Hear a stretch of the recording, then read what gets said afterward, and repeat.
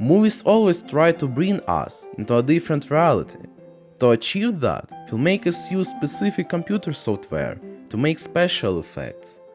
But wait, what about the time before computers? How did they make special effects back then?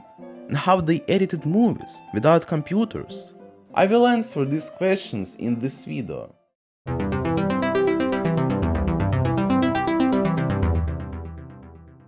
Editing movies now doesn't seem that complicated.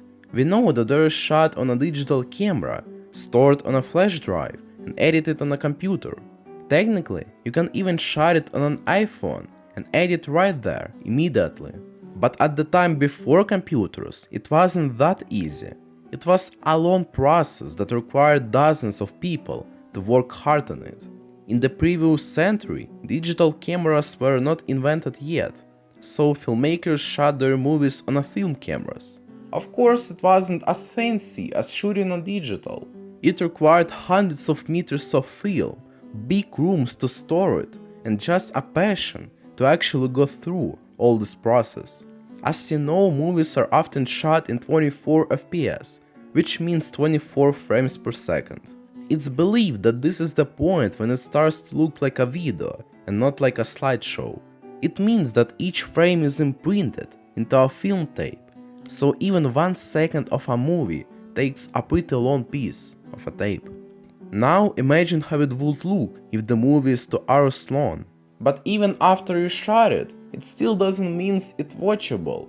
At first, it needs to be processed. I will not dig deeply into processing the film tape.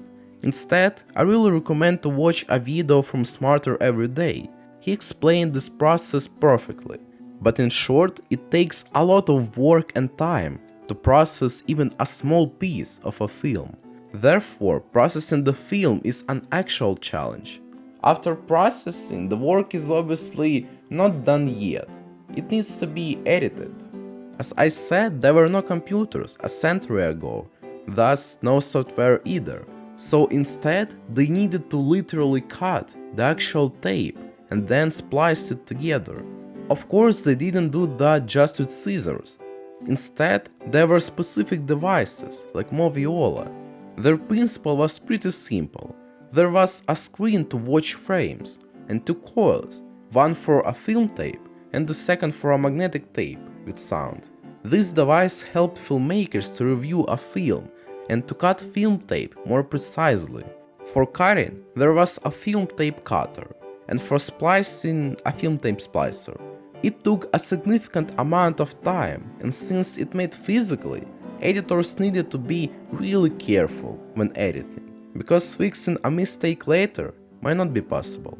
Over time, devices improved, yet until introducing computers, the principle stayed the same.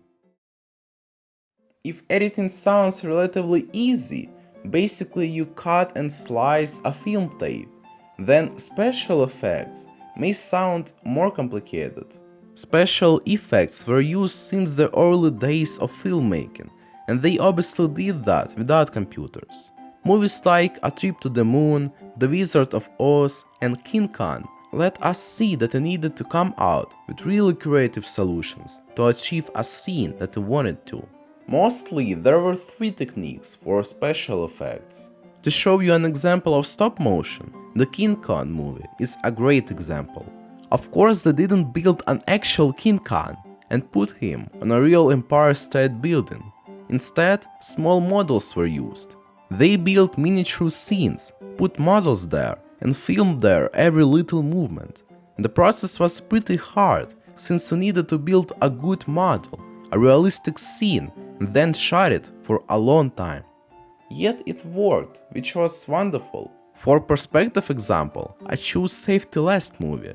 Looking at this scene first, it's easy to believe that he actually hands on a clock. Oh, they were ready to do everything to shot a scene. But actually, it's just a perspective. Here how it actually looked like.